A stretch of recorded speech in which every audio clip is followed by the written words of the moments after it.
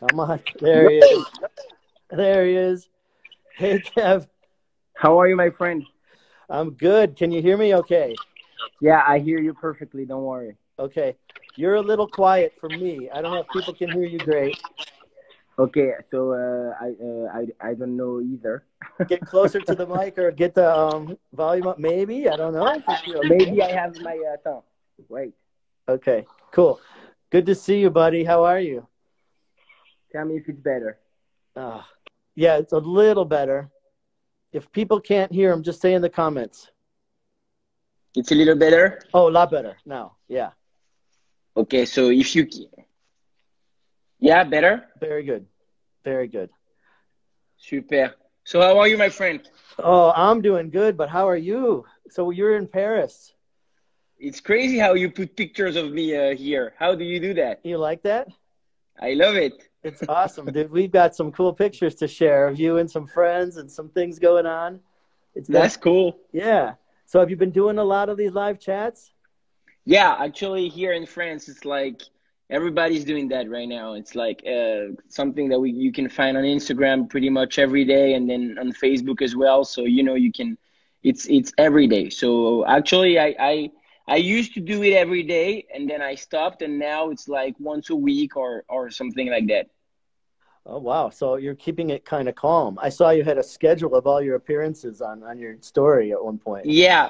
Look, it's a funny story. I didn't know about it. It's like the Instagram World account. They just announced my live on Thursday, but I didn't plan at all to make a live on Thursday, you know? So they just put it on Monday on their stories. They said, okay, he's going to be live on Thursday. So I saw it, and, you know, I was like, okay, so I'm going to do it, but I didn't know I had to. It's awesome. So you and I met in Los Angeles when you were performing at the Laugh Factory. Exactly. And, you know, of course, I've known all about you. We were doing a movie in France, and it was like a dream to meet you. And then it was like all of a sudden, you know, we produce comedy shows. There you are at the Laugh Factory. And so now you're performing in English and French. Is there anyone else who does that besides maybe Gad? Yeah, Gad is doing that as well. No, I think there's a bunch of comedians that can you know perform in English and in French. I know some of them here in Paris, but it's pretty rare to find comedians that actually does it for real. Like yeah. You know, I mean, as I did and as Gad did, like doing it in French and then go to the US doing it in English and then come back doing it in French and come back, like pretty much often it's difficult for most of the French comedians, I think. So that's why there's not a lot of them that are doing it. But I'm pretty sure most of them would dream to perform at the Love Factory. For sure. Now, are you making progress? Are you going to do a special, a whole 1 hour in English at some point? Not yet, but if I do it one time, I'll do it with you guys with the Hollywood Pop-Up. Don't worry. That would be awesome. and for Netflix, we got to get you a French special and English special. Did you guys make the one with the Mas Jobrani? Yeah. Was you? Yeah. So the special he taped for Netflix, I didn't know where it was. So he did Immigrant, which was done at the Kennedy Center. That was before us. And then we just did one in Dubai for him. Okay, so that's the one I'm talking about, yeah. The one in Dubai. Yeah, that was very cool. So that'll be coming That's great. out soon. Yeah, big time. Now people are, of course. So maybe let me explain to the French people that are watching the live what you guys are. You know what the Hollywood Pop-Up is. You know. Donc en fait les amis, pour ceux qui nous regardent et qui sont en français, ce qu'ils font eux, le Hollywood Pop-Up et Ron que vous voyez là. C'est un ami que j'ai rencontré à Los Angeles, et eux ce qu'ils font, comme ça aussi vous comprenez ce qui se passe, tu vois, pour les gens comme moi qui parlent pas hyper bien anglais, ils organisent des spectacles d'humour en anglais partout dans le monde, au Liban, à Dubaï, en Europe, aux États-Unis, un petit peu partout. Ils organisent des spectacles d'humour avec des grands humoristes américains, et voilà. Et avec Ron on discute souvent, et c'est un bon ami, et il produit aussi des films. Donc, c'est pour ça qu'il fallait, quand il m'a proposé de faire son live, donc du Hollywood Pop-Up, j'ai accepté évidemment parce que c'est une super organisation qui organise des spectacles d'humour en anglais aux quatre coins de la planète. Now they know. Okay. And this is the movie that we're going to be doing with you, based on a book by Amin Malouf. Do you want to mention this real quick? Yes, of course. So bring back the poster. And you can do it in French or English. So this is a movie that we're gonna make together. The name is Port of Call, and this is an adaptation from a book qui s'appelle Les Échelles du Levant, exactly. And this movie is gonna be epic. It's gonna be cool because it's about this incredible book from Amin Malouf, who created this crazy story between this crazy love story right after the Second World War, and it's a beautiful story, a story of love, of history, of course, and about accepting the other and the differences and everything. So I think it's a great movie. So now I'm doing it in French. Donc on prépare un film avec Ron qui s'appelle Port of Call, Les Échelles du Levant, et c'est un film qui est l'adaptation d'un roman de Amin Malouf.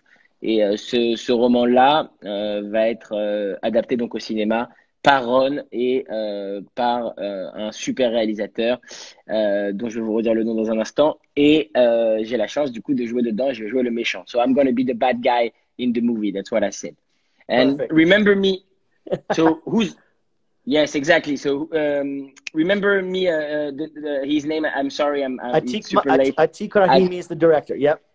Exactly. Thank you for helping me. So Atiq Rahimi is the director. Atiq Rahimi qui a réalisé plein de films, dont certains qui ont été à Cannes et tout ça, c'est lui qui va réaliser le film. Perfect. And how do you handle going from comedy to heavy duty drama? And we've seen it with Jim Carrey and Steve Carell and Adam Sandler, and of course, it happens. Justin Timberlake crossed over. You can do this. We know. In fact, watching Aladdin 2, I'm like, you got some chops, man. Really? Look, actually, it's going to be one of my first time. I'm not used to be the bad guy in the movie, but I think it's cool. I think it's even better. You can show your skills as an actor even better when you can be more dramatic. Because I think the comedy is harder. So I think when you go back to drama, it's even easier. I think when you come from comedy, I think it's better to go to drama after. I think it's vacation. That's how I see it. Oh, what was your first big break in comedy and stand up? Your first joke or bit or routine that broke you? Look, you remember?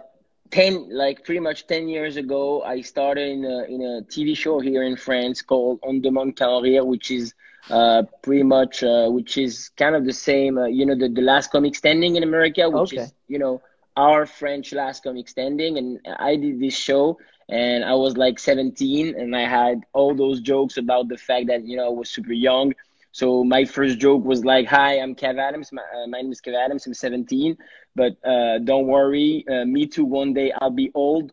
Me too. One day I'll be 35." That was my first joke, to start up. And that was all about me being young and talking to the adult, but like in a different prism. It was different. It was different back then. Like no one used to do that here in France. Like a teenager talking to teenagers and to adults, but in his way. Not talking about some cliche stuff. Just being honest about his way of life and the thing he's thinking about, and the fear of quitting school and going to real life and everything. So that was my first show. Pretty much. That was the subject I started reading when I was like very, very young, when I was 16. And then after I did a second show, which was even more successful here in France, called Voilà Voilà. And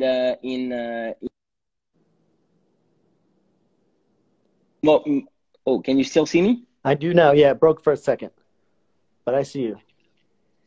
Okay, super. So my second show was more about a family. That was like all about family, my family, the divorce that my parents went through, the breakup, and that was more like a gathering show, that was to tell to the people, let's be together, let's not be you're old, I'm young, you're like this, I'm like that, let's go together, So I remember that in this second show, I used to ask to the people to dance the Zumba with me. So I was on stage dancing the Zumba, and then there were like 4,000, 5,000 people dancing the Zumba with me. So that was an amazing moment, an amazing souvenir. And Nice.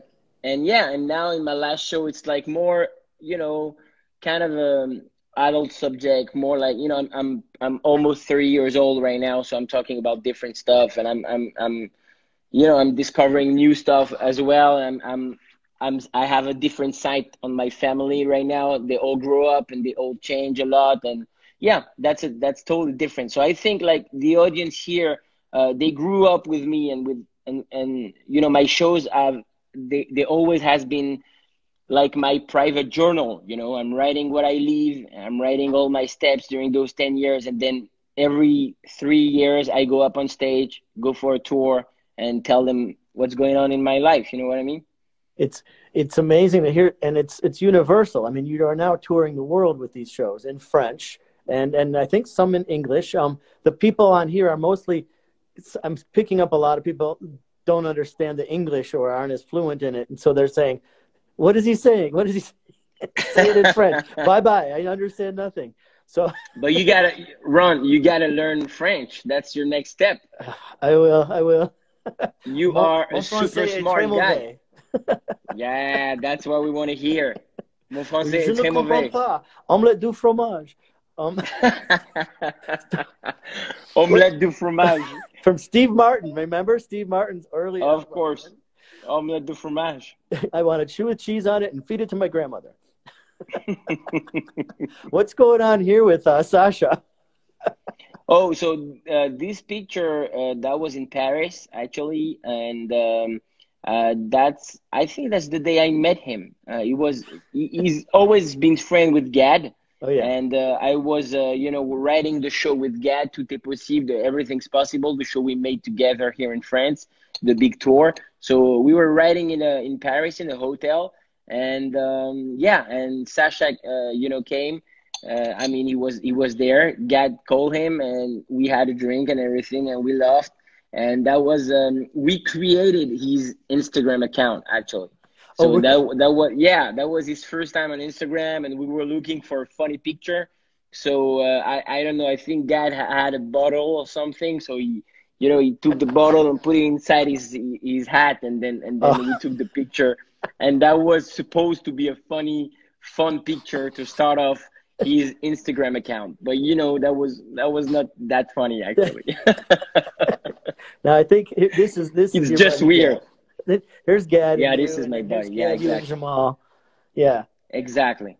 So yeah, those people are like very important to me because they inspired me.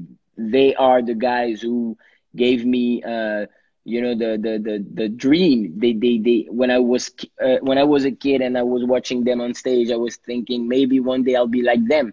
So today to even today, they're still big to me. It's impossible for me to treat them as colleague, For me, they're always you're a fan. They're always better. They're always above everything, because that's my generation. And I think in France, there's a lot of people that are like, they have a lot of respect for those guys because they represent a generation. Gad and Jamel, they both of them, they inspired a lot of us, a lot of the new comic generation here in France, I think. So, and not only in France, those guys are like famous in Morocco and then in Dubai and then pretty much everywhere in the world where there's people speaking French. Yep.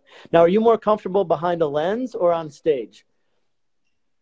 On stage, actually. On stage. Yeah, I think it's the way, I was born on stage. That's how I see it. I started going up on stage. I was 15. I was a kid. So it's like, it's a part of me, I grew up like that. It's like, I don't know how to explain that. It's like my milk, I was still a kid and then stage, now it's in my blood. I have to go up on stage. Me, even when I'm in LA in vacation, pretty much every night I go up on stage and try to make people laugh. It's not because of the money. It's not because of the fame. Just because I need it, it's like it's a drug. It's a crazy drug. And then if tomorrow you call me around and you go, hey Kev, you know what? We have this opportunity. You can go maybe make them laugh in Spanish or in Chinese. For sure I will try. Because that's the dream, you know. That's the fact to go That's up on awesome. stage, and then you get to know a culture and some Yeah. people, and then suddenly you love with them, and then you try to understand them and understand how they live and what their everyday is, you know. And then suddenly you write about it and you love with them about it. I think it's one of the most beautiful job in the world. So yeah, when I'm on stage, it's always like the first time, you know, every time. That's nice. So, someone's asking also, when are you opening a restaurant in Paris? Yeah, actually, yeah, I'm opening a comedy club here in Paris, Oh, sweet. in the center of Paris. You're gonna love it, Ron. And it's a new room, and it's like, you know, 75 seats. Okay. And yeah, from like, I think we're gonna be okay in July to open in July, maybe mid-July. And then yeah, there's a restaurant, super cool restaurant, with like fresh dishes from our French chef, super. And then you have a bar with like those guys who create the cocktail. I don't know how you call it in English. You know, those guys, they create The cocktails and everything. mixologists. The The mixologists. mixologist, exactly. I'm talking about them. Yep. So we have a guy like that. And then downstairs you have the comedy room, and yeah, you have like 75 seats. It's super small but super cozy and everything, and it's perfect to test jokes, try Oh, some perfect. stuff, and you know, have a good mood, be in a nice thing. You know what I mean? So Beautiful. yeah, and I'm gonna perform Drop there in a there. lot. Yeah, I'm Cool. gonna write my new show there. So you know, it's gonna be an important place for me. Excellent. What is the name of it? What are you calling it? The fridge. The fridge. The fridge. Okay. Yes, Okay. exactly like a fridge. Cool. Cool. And all right, someone wants to know, what was your first big break on Instagram? Like, when did you explode and what caused that in terms of the number of followers? And are they mostly boys or girls? And do you have a girlfriend? There's a lot of questions. Okay, so first of all, it never explodes. It's like it's all along. I started Instagram in 2013, so that was like 7 years ago. And you know, the first year I had like 500, 700,000 people following me, but I was already trying to. I was already growing up and becoming kind of someone here in France. So you know, it followed up. Like I was you know, I try to uh, after one movie I was like 800,000, and then after a second movie and a second show I was like I at 2 million, I don't know, and then after, you know, Wow. it never explodes. It's always like going up and up and up since 10 years, and it never stopped. So that was for the first question. Okay. For the second question, what was the second question? Men and women, guys and girls. Oh, it's 50-50 actually. It's Okay. crazy. Like you have 51 girl, I think, and 49 of boys. So Okay. it's And then, 50-50, and like it's mostly people between like 20 and 35. okay. And do I have a girlfriend? No, I don't have a girlfriend. You don't have a girlfriend. No. Now, is that hair from a different quarantine or what's going on? No, but actually I'm super young in this picture. It's like I think it's 10 years ago, maybe 9. This is where I think this is the first picture I ever saw of you. And I was like, oh, wow, that's cool. That's awesome. Yeah, that's So, what are you learning about yourself are you in lockdown? Like, are you at home alone, or do you have some friends? Are you able to do some things? How's it Yeah, I'm working with for you? friends here. I'm with friends here in quarantine, and then you know we try to, you know, we talk and everything, and we trying to forget that we can't go out, and yeah, that's pretty much that's cool. I think, you know, that's Yeah, very cool to be like with a lot of people, not to be alone. I think yeah. it's even harder to be alone. Where Do you, are you, Ron? Are you in LA? I'm actually in Lake Arrowhead. I headed Oh out yeah, of you told LA. me. You told me. That's Yeah, crazy. I it's love this amazing. place. It's amazing. You were just in Big Bear recently in Yeah, January yeah, or yeah. something. That was my first time in January. Exactly. I loved it. It's That was beautiful. And it's an hour and a it's half or two beautiful. hours away from LA. It's Yeah. great. Yeah, Super short drive, and then after it's you yeah. can spend the best day. So yeah. It's very cool. So now, are you making any adjustments? Are you learning anything new about yourself there? Are you binging anything on Netflix? Yeah, I'm watching so many different stuff right now, and I'm writing a show right now, a TV show. It's been a while that I'm working on it, Okay. and now I'm you know, it's I had time to write down stuff, so now I think yeah, we we have a lot of move. How do you say it when you move forward? Like Momentum. yeah. So the channel is waiting to read it. So we're working a lot on this show What's right it now. about? What's it about? Can you I say? can't tell You can't say. anything. No. I Okay. can't tell anything. But it's kind of a Black Mirror show, so it's complicated to write down. So Okay. it's deep. It's deep, and it's not comedy at all. And I'm working as well on another movie right now that I'm shooting in France. So I had to stop the shooting because of Okay. the quarantine, and I can't wait to go back on the set and finish this movie. It's about a retirement home. It's gonna be very, very cool. Comedy. It's a huge comedy. Nice. And yeah, and there's a lot of projects that I'm working on right now, but it's complicated. I mean, Yeah. every day I wake up and then I'm like, oh, you know what? I'll do it tomorrow because we don't have to do. There's no obligation, there's no schedule, and for me, it's the hardest. Sorry, Are you? not to have a schedule is the hardest. Yeah, you are such a hard worker, and you handle a lot yourself. Like, so Exactly. you're very, very easy to work with, and I can imagine how your time just Thank gets. you. How are you? No, but So I love to keep myself busy. I love yeah, to be all around the world all the time. When I'm not in France, I'm in the US. When I'm not in the US, I'm yeah, on tour. I love to keep myself busy because I'm 28 years old. I think that's the good age to work and to move your ass. So that's why I'm always all around. But right now I gotta stay home like everyone else. yeah, yeah. Are you? I just put up a picture of you and Mila Kunis. You guys work Yeah. together, or just friendship? Yeah. We worked together in that movie, The Spy Who Dumped Me, Oh yeah, yeah, and that's right. That's your yeah, first with English role, right? Your first U.S. Kate studio. McKinnon. Yeah, exactly. That was my Nice. first part in English and in an American movie. So that was cool. We shot it in Budapest and here in Europe, and that was it. Yeah, that was a great shooting. And Mila is very cool.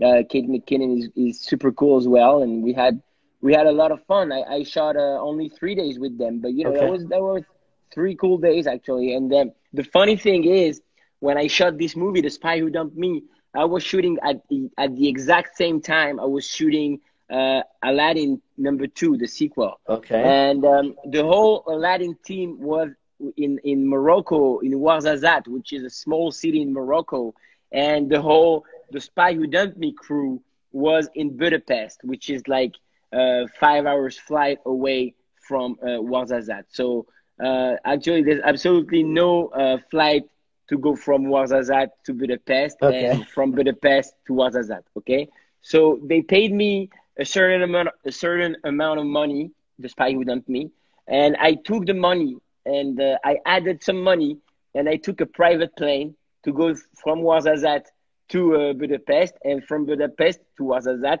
because I needed. Listen, how much I'm crazy about the schedule. So I was shooting Aladdin the sequel on Monday, Tuesday, Wednesday, and then I took the plane on Wednesday night, arrived in Budapest on Wednesday night, okay?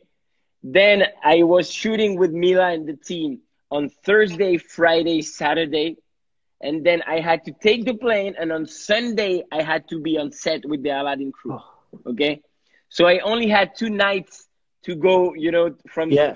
this shooting in French, where I have the first part, to these other shooting in English, where I have the 55th part. It- Okay, that's crazy. so And the so that producers was didn't that cover was you. The producers didn't say, no "All no right." no no no no no. They Uh, told me this is the days where we shoot. If you can be here, you have the part. If you can't, okay. fuck you. Uh, So so I you made did I it. make it, I made it work. I made it work. I was with my friend David, who's here right now, and Okay. that was just the Hey, two of David. us. Crossing Europe. Arriving in Budapest, shooting for 2 days and 3 days, and then boom, go back to Ouarzazate. That was crazy. That's amazing. So in Aladdin 2, I had no idea you were such a singer, and forgive me for not knowing No. that. Like, so can you sing us a song from quarantine today? Actually, I'm not a good singer, but which do you want a song in English? You could do it in French. No, but it's a live in English, so we got to do it in English. Okay, English would work. Uh, Heal the world Make it a better place for you and for me and the entire human race. I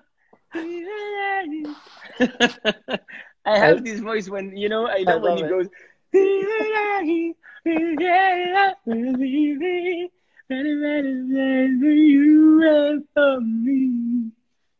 got it. I got it. I love it. That definitely was done in the right language, English.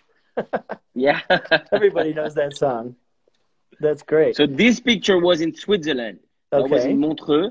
Montreux is one of the biggest comedy festival in the world, for every languages, for English, for French, and everything. This is a huge comedy festival in Switzerland, and it's Montreux. And that was for the 30th anniversary of the festival. They invited me for the first time, and I was the host for the 30th anniversary.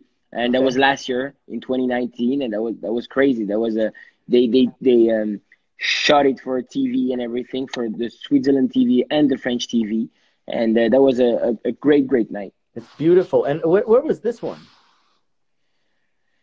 I think this one is in Belgium. It's in Belgium. There's like this crazy place called Le Palais des. No. Sorry, I think it's in Switzerland as well. It's in Lausanne, a different city in Switzerland.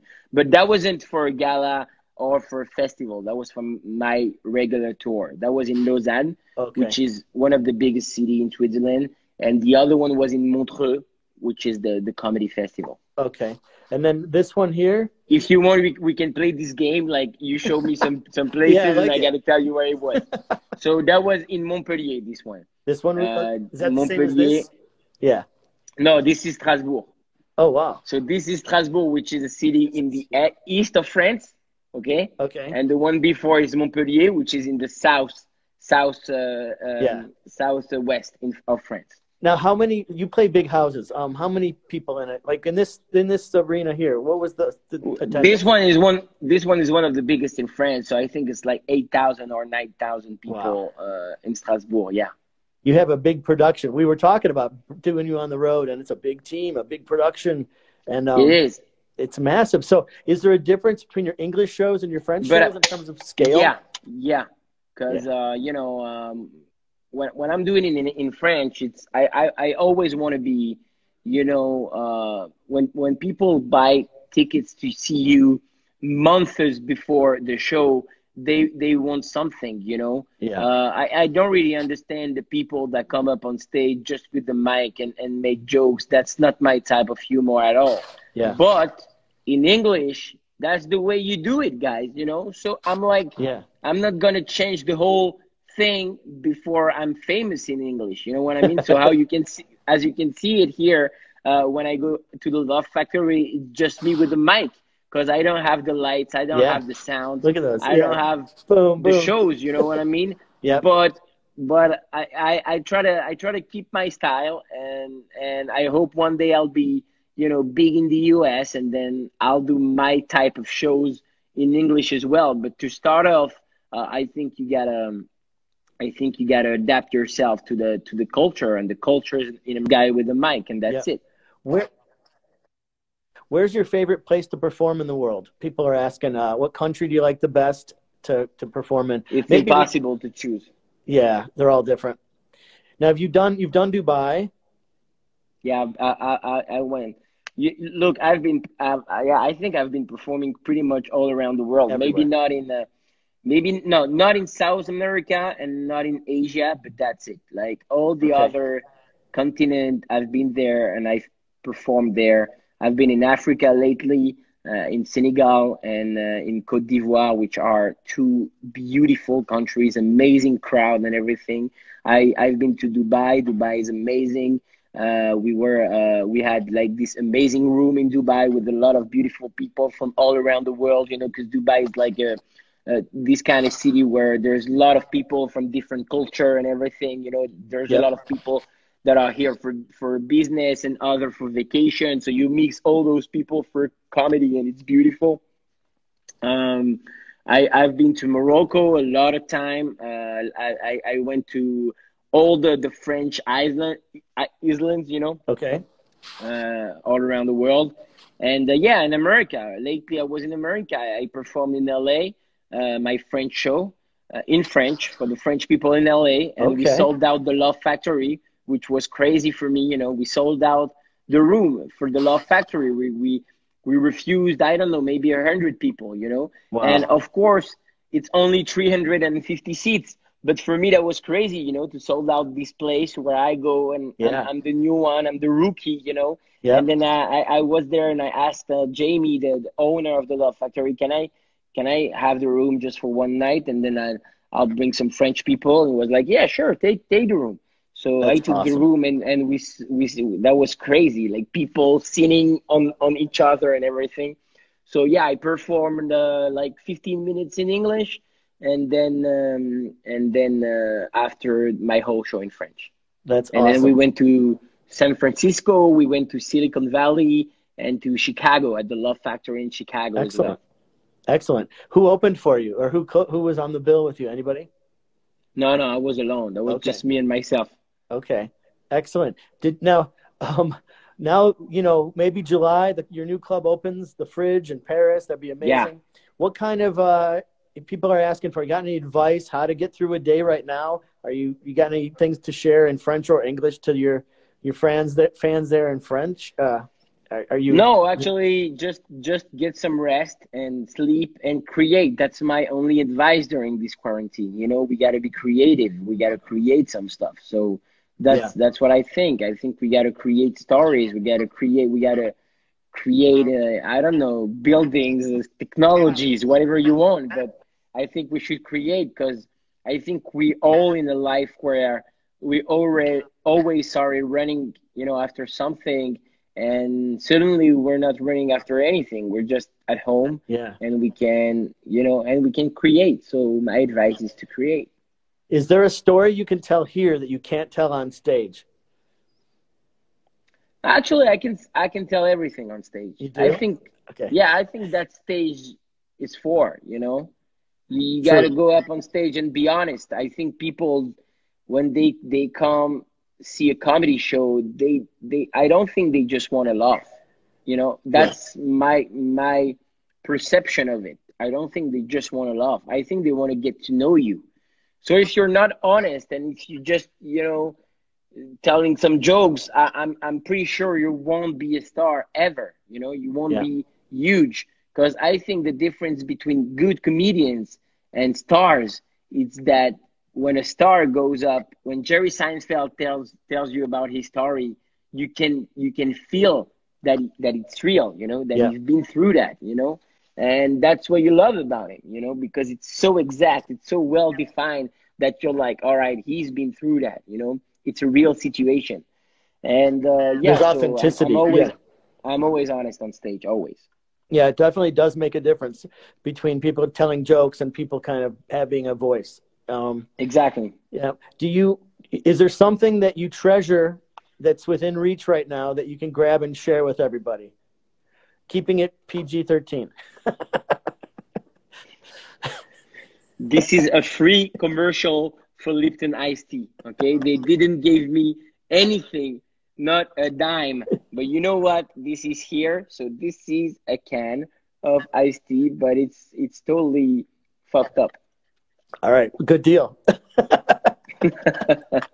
What is the last thing that you ate?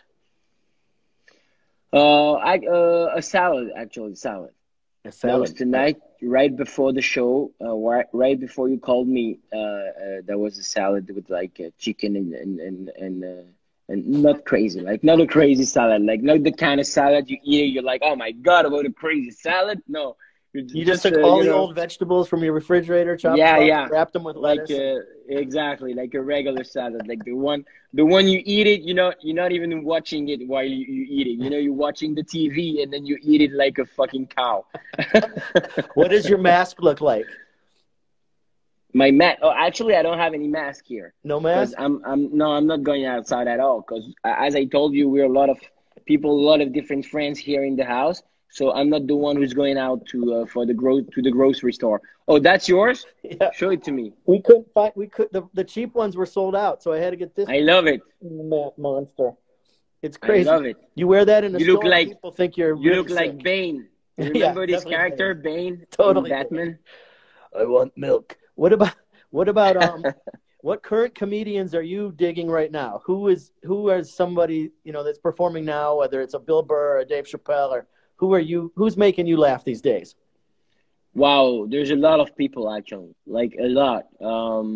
Yeah, Dave Chappelle is one of my favorites. I love Jerry Seinfeld, of course, but yeah, Dave Chappelle is amazing. I love Ricky Gervais as well because Oh, I've seen him in his last show, Humanity, and it's crazy. It's so mean that I what a loved it. show. It's crazy. Incredible. Yeah, His series and then Afterlife has just got a season 2. I don't know if you ever saw Afterlife on Netflix. It's no. it's incredible. Season 2 just dropped too. But Humanity was unreal. Oh, yeah. Have- All right. And So, yeah, I love this show, and I love the not the last two from Dave Chappelle, but the two before. okay. I think those ones were like genius. That was crazy. That was so clear. That was so exact what he said. So yeah, Yeah. Yeah. um, that's what I love right now. And there's a lot of comedians at the Laugh Factory that I love too. Like Maz Jobrani. Maz is very good. Oh, yeah. And I love this guy, Ryan Hamilton, that I've met through GAD actually. Okay. I don't know And Ryan. yeah, he's very good. He has a special on Netflix as well. Okay. So yeah, there's a lot of people that that inspires me. What about when you get out of quarantine, where's the first place you're going to go? Um, to the restroom. Someone said I'm going to go to bed and watch TV. I was like, Yeah, no, I think I'm gonna go out. I want to go out in a club. I want to go in a club. which That's what I miss the most. yeah. What is your favorite restaurant that you're going to go to? Like, you're you got anything you crave and you can't get a hold of right now, or no? No. I'm not. No, I'm not like food. I'm not. I love food, but I'm not obsessed with it. I can Okay. totally, I can wait. Maybe sushi. Maybe a good sushi restaurant. A good sushi restaurant's what I'm after, man, because I don't really trust it right now either, I wanted to make No, but sure. you can't. But you can order it, no, on Postmates or something, no? Yeah, they have sugarfish and they have these places, but up here in the mountains now, it's like very limited. Amazon Oh Prime doesn't yeah. even deliver here. I'm like, oh, life is Yeah, so it's over. gonna be difficult to have sushi. Exactly. All right. Well, listen, I think we've asked all the questions that have come in, and we really Awesome, man. appreciate your time here. I know the French people, some of the French speakers, everyone knows English, but some people are like, "What are you talking about?" So we Yeah, apologize. actually, it's hard for us, for French people. It's hard. We are one of the, in our country, we don't learn English enough in school. You know what I mean? Yeah. I was like, that was difficult for me at first because when I went out from school, I didn't know how to speak English at all. That was complicated. And then that's when I started to go in the US and talking with the people that I learn the language, but it's complicated, for us because in the opposite of a lot of country here in Europe, we just have to do it ourselves. You know what I mean? Yeah. Yeah. And So yeah, that's complicated. it is complicated. And I think the world has changed. Are you a conspiracy theorist at all? Are you staying out of the political side of No, this whole I'm thing? not at all. Yeah. I let them do their stuff. I think they all fucked up. That's what I Yeah, it's it's crazy. Well, listen, thank you so much for taking the time to play with us today, and I can't wait to see you soon and come to the fridge. Ron, my friend, you're always welcome in Paris, and you'll be Thank my you. guest. Take care of Thank you, you. of your family. Enjoy the mountain, and yeah, we stay Thank in you. touch. And thank you to the Hollywood Pop-Up Club, Pop-Up Comedy Club for the opportunity. Take care. Thank you. Cheers. Bye, guys. Eh, salut les gens! I will get Jean.